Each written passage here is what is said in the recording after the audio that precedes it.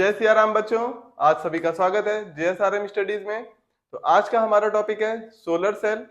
देखिए class 12 semiconductor से में जो भी आपके टॉपिक्स थे, जैसे कि सेमीकंडक्टर्स क्या होते हैं, कितने टाइप्स के होते हैं, रेक्टिफायर के तौर पे सेमीकंडक्टर को कैसे इस्तेमाल किया जाता है, फोटो डायोड क्या होता है, इस तरह से जितने भी आपके जो टॉपिक थे सेमीकंडक्टर्स के, उन सभी टॉपिक्स को मैं ले चुका हूं। सिर्फ दो टॉपिक्स आपके बचे हुए हैं। एक टॉपिक है आपका सोलर सेल और दूसरा है आपका जेनर डायोड।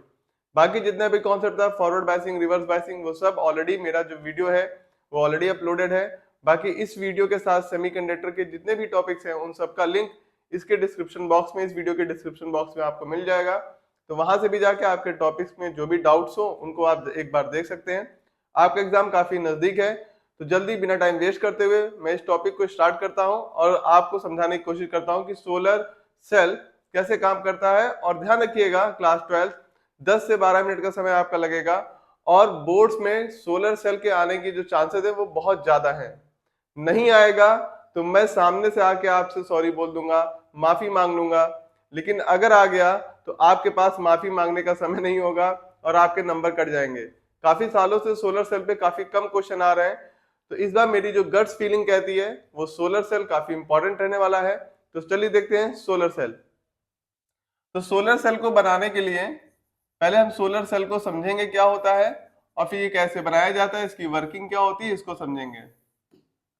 जैसा शब्द से आपको क्लियर हो रहा होगा, सोलर मतलब सन, यानी कि कहीं ना कहीं सन का यूज होना है। अच्छा, अब सन का क्या ही यूज करेंगे सेल बनाने में, तो जाहिर सी बात है सन की लाइट का इस्तेमाल करना है। फोटो डायोड ऑलरेडी मैंने आपको सिखाया हुआ है।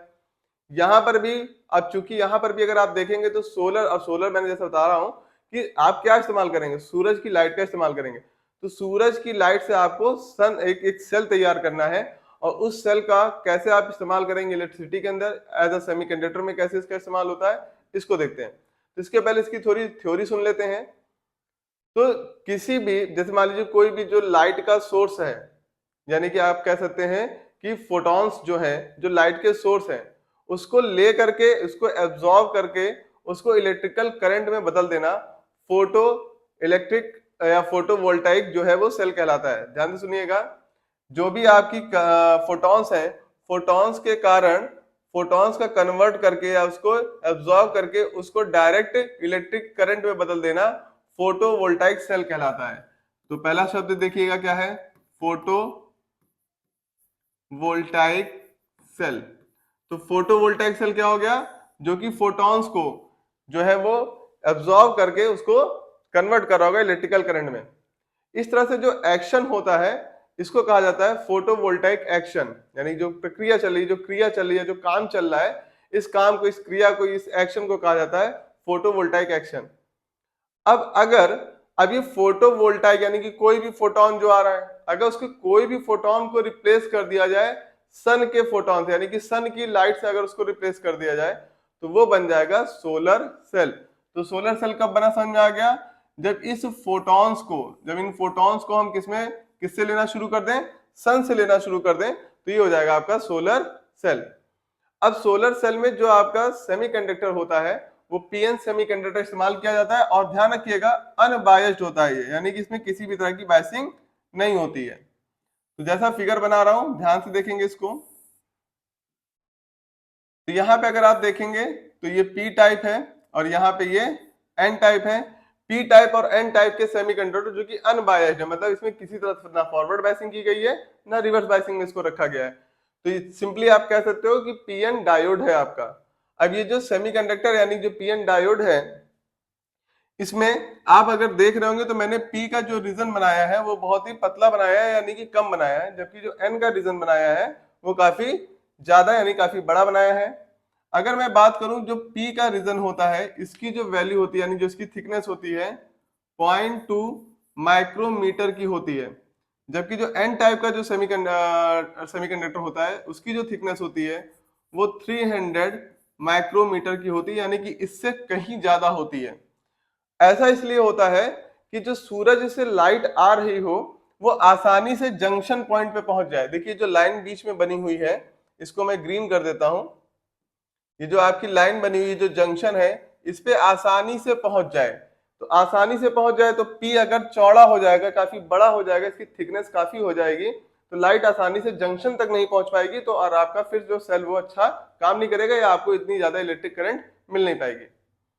अब फर्दर क्या करते हैं, अब चूंकि पी टाइप है, अब ध्यान रखिएगा इसमें जो मेजॉरिटी चार्ज कैरियर्स होते हैं उसका काम नहीं होता है, माइनॉरिटी चार्ज कैरियर्स का काम होता है, तो मैं मेजॉरिटी चार्ज कैरियर्स नहीं बना रहा हूं।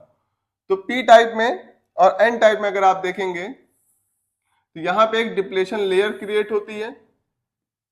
इस डिप्लेशन लेयर में पी टाइप में क्या आ जाएगा, निगेटिव चार्ज आ जाएगा, ये माइनॉरिटी चार्ज कैरियर्स की बात हो रही है, और यहाँ पे पॉजिटिव चार्ज रहता है डिप्लेशन लेयर के पास। ये तो पढ़ा ही हुआ है, बताया भी हुआ है, और बहुत सारे वीडियोस में ऑलरेडी मैंने इसमें चर्चा की हुई है। अब करते क्या है, यहाँ पर जो एन टाइप है इसके निचली सरफेस पे मेटल की एक चादर लगा देते हैं, यानी कि आप कह सकते हो मेटल की एक लेयर लगा देते हैं। तो ये मेटल लग गया यहाँ पर, और यहाँ पर भी मेटल लगा देते हैं, लेकिन यहाँ पे जो मेटल लगाते हैं वो थोड़ा थोड़ा सा स्पेस छोड़ करके लगाते हैं। ऐसा इसलिए किया जाता है, अगर पूरा भाई मेटल लगा दिया, अगर पूरा मेटल लगा दिया तो लाइट आ ही नहीं पाएगी, तो हम पूरा यहाँ पे मेटल नहीं लगाते। अब आप सोच रहे होंगे कि यहाँ मेटल लगाया क्यों गया है।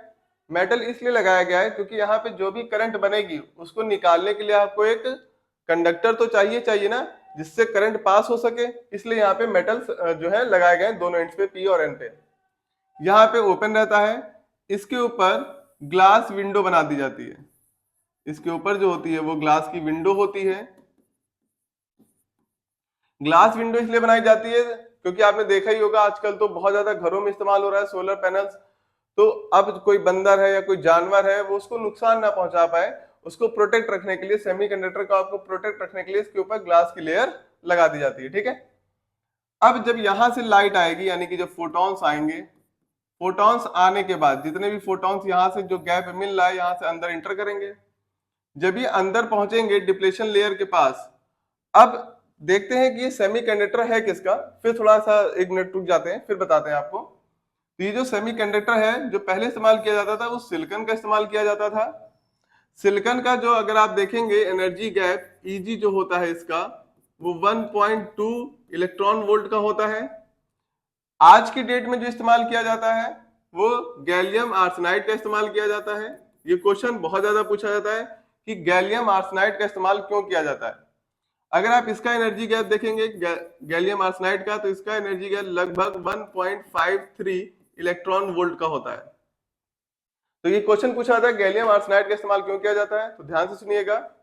गैलियम आर्सेनाइड की जो एब्जॉर्प्शन पावर है वो काफी हाई होती है, लगभग 10 की पावर 4 पर मीटर की, यानी कि 1 मीटर की थिकनेस को 10 की पावर 4 उसको एब्जॉर्ब कर लेगा, यानी कि जो ज्यादा से ज्यादा जो लाइट की जो प्रकाश आ रहा है, यानी जो लाइट आ रही है, जो फोटॉन्स आ रहे हैं वो ज्यादा से ज्यादा एब्जॉर्ब कर ले, इसलिए गैलियम आर्सेनाइड का इस्तेमाल किया जाता है ताकि ज्यादा से ज्यादा एब्जॉर्प्शन हो सके। क्योंकि इसका एब्जॉर्प्शन पावर बहुत ज्यादा हो जाता है या होता है, इस वजह से इसका इस्तेमाल किया जाता है। आजकल सिलिकॉन का इस्तेमाल नहीं होता है, बहुत ही कम जगहों पर देखने को मिलेगा। तो ज्यादातर इस्तेमाल किसका होता है, गैलियम आर्सेनाइड का। याद रखिएगा क्यों होता है, क्योंकि जो इसका एब्जॉर्प्शन कोएफिशिएंट है वो 10 की पावर 4 पर मीटर के आसपास होता है, और साथ ही साथ इसका जो एनर्जी गैप है वो 1.53 इलेक्ट्रॉन वोल्ट होता है। अब जो सूरज से लाइट जो आ रही है, जो फोटॉन्स आ रहे हैं, इसका जो एनर्जी गैप होता है वो भी 1.5 इलेक्ट्रॉन वोल्ट होता है। यानी गैलियम आर्सेनाइड जो है और जो फोटॉन्स हैं दोनों का जो एनर्जी गैप है वो लगभग लगभग सेम है। तो ये क्या करेगा, जब इसकी लाइट आएगी, यानी जो ये फोटॉन्स आएंगे जब अंदर इंटर करेंगे, तो यहाँ का जो होल और पेयर आपस में, इलेक्ट्रॉन और होल जो आपस में पेयर बना करके कोवेलेंट बॉन्ड के साथ जुड़ा हुआ है, ये ब्रेक हो जाएगा। जब ये ब्रेक होगा तो यहाँ से बॉन्ड ब्रेक हुआ। अब जैसे ही ब्रेक होगा तो यहाँ का जो इलेक्ट्रॉन है वो नीचे आ जाएगा, यानी कि डिप्लेशन लेयर के इधर आ जाएगा, जो कि पहले पी में है वो अब एन में हो जाएगा, और यहाँ का जो होल्स है वो पहुंच जाएगा एन के अंदर। थोड़ा सा इसको स्पेसिंग कर देता हूं ताकि ज्यादा बेहतर दिखाई दे आपको। यहाँ पर पॉजिटिव चार्ज कलेक्ट होना शुरू हो जाएगा और यहाँ पर निगेटिव चार्ज कलेक्ट होना शुरू हो जाएगा जब लाइट पड़ेगी। जैसे ही ऐसा होगा तो एक करंट आपको मिलेगी। तो जो करंट मिलेगी आपकी उसको यहां से बाहर निकाल लिया जाएगा।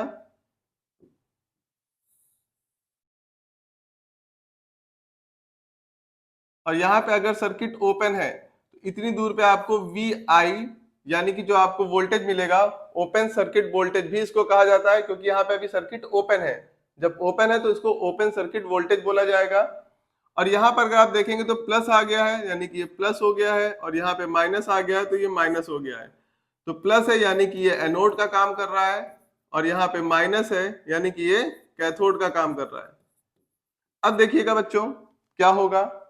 अब यहां से आपके सेल जो ये करंट आ रही थी इसको आपने स्टोर कर लिया, और यहाँ पे ओपन सर्किट वोल्टेज के फॉर्म में आपको इतनी वोल्टेज मिल गई। ये जो वोल्टेज होती है ये काफी कम वोल्टेज होती है, 0.5 वोल्ट के आसपास इसकी वोल्टेज होती है। तो जो VI की वैल्यू होती है वो लगभग 0.5 वोल्ट की होती है, यानी काफी कम होती है। तो हम करते क्या है, ढेर सारे सोलर सेल्स को, ये तो एक सोलर सेल हुआ, ऐसे ढेर सारे सोलर सेल को सीरीज और पैरेलल में कंबाइन करते हुए चले जाते हैं। इस तरीके से आपकी जो वोल्टेज है वो हाई हो जाती है। अभी तक तो सिर्फ वोल्टेज की बात हुई, अभी तो करंट यहाँ से ड्रॉ नहीं किया गया। जैसे इसमें आप कोई लोड रेजिस्टेंस जोड़ देंगे यानी कोई RL जोड़ देंगे, तो जैसे इसमें आप लोड रेजिस्टेंस जोड़ेंगे इसमें करंट फ्लो होना शुरू हो जाएगी, और इस तरीके से आप सोलर सेल का इस्तेमाल करके करंट को ले सकते हैं। अगर इसमें आप ग्राफ देखने की कोशिश करें तो आपको ग्राफ कुछ इस तरह से मिलेगा। ये V हो गया, ये I हो गया, इसमें आपको ग्राफ चाहिए। मान लेते हैं ये जो आपका VOC है यानी कि ओपन सर्किट जो वोल्टेज है उसकी वैल्यू इतनी है, तो आपको कितनी करंट मिलेगी। ओपन सर्किट वोल्टेज में आपकी वोल्टेज तो बहुत ही कम होती है, ज्यादा मैंने आपको बताया जैसे ज्यादा वोल्टेज तो नहीं, 0.5 वोल्ट है, तो करंट भी बहुत कम होती है, कम करंट मान लेते हैं यहाँ पे करंट है। तो ये जो करंट है ये आपकी क्या कहलाएगी, ध्यान से देखिएगा, इस करंट की जो होती है ये शॉर्ट सर्किट करंट कहलाती है। ये करंट कैसी कहलाती है, शॉर्ट सर्किट करंट कहलाती है। ठीक है, इसको यहां से जोड़ दीजिए तो ये करंट आपको इतनी मिल जाएगी। मान लीजिए जैसे दोपहर का समय है, तो दोपहर के समय में जो फोटॉन्स आते हैं उनकी जो इंटेंसिटी होती है वो काफी ज्यादा हाई होती है, उसकी वजह से थोड़ा आपको ज्यादा वोल्टेज मिलेगा। इसको आप कह दीजिए VOC डैश। तो आपको जो करंट है यानी कि जो आपकी शॉर्ट सर्किट करंट है उसकी वैल्यू भी आपको थोड़ा बढ़ के मिलेगी। तो ग्राफ आपका कुछ इस तरह से हो जाएगा। तो इस तरह से आपको VI का ग्राफ मिलता है। वापस प्रीवियस पेज पे आते हैं। अब बात होती है इस सोलर सेल का इस्तेमाल कहाँ कहाँ होता है। आपने देखा होगा आजकल जो है जितने भी घर हैं उसमें ज्यादातर घरों में, जैसा मोदी जी ने कहा भी है कि आप ज्यादा से ज्यादा अपने घरों में सोलर सेल का इस्तेमाल करें यानी कि सोलर पैनल का इस्तेमाल करें, क्योंकि ये आपकी ग्रीन एनर्जी है, किसी तरह के एनवायरनमेंट को पॉल्यूट नहीं करती है। तो घरों में जो एनर्जी ली जा रही है वो भी इस्तेमाल की जाती है। कई किसान ऐसे होते हैं जो कि आपने जो पंप वगैरह चलाने होते हैं उसके लिए सोलर सेल का इस्तेमाल करते हैं यानी कि पैनल्स का इस्तेमाल करते हैं। साथ ही साथ आपने कई खिलौनों में देखा होगा। इसके अलावा आपने देखा होगा कि जो सैटेलाइट वगैरह लॉन्च होते हैं, अभी आपने रिसेंटली देखा होगा जो रोवर लैंड हुआ था, तो जो रोवर के ऊपर लगा हुआ है वो सोलर पैनल ही लगा हुआ है, क्योंकि वहां पे जाके उसको इलेक्ट्रिसिटी कैसे मिलेगी, तो सूरज की रोशनी से ही इलेक्ट्रिसिटी ली जाती है। तो इसका काफी ज्यादा यूज होता है, इन्वायरमेंट फ्रेंडली होता है, किसी तरह का पॉल्यूशन क्रिएट नहीं होता है, और इसकी लाइफ बहुत ज्यादा होती है, इसमें रख रखाव की भी ज्यादा जरूरत नहीं पड़ती है। इन्हीं सब कारणों से सोलर सेल काफी इंपॉर्टेंट होता है। तो ये था आज का हमारा टॉपिक। तो होप सो आपको समझ में आया होगा, अच्छा लगा हो तो बाकी लोगों तक भी पहुंचाएं और मेरे चैनल को सब्सक्राइब करें। जय सिया राम बच्चों।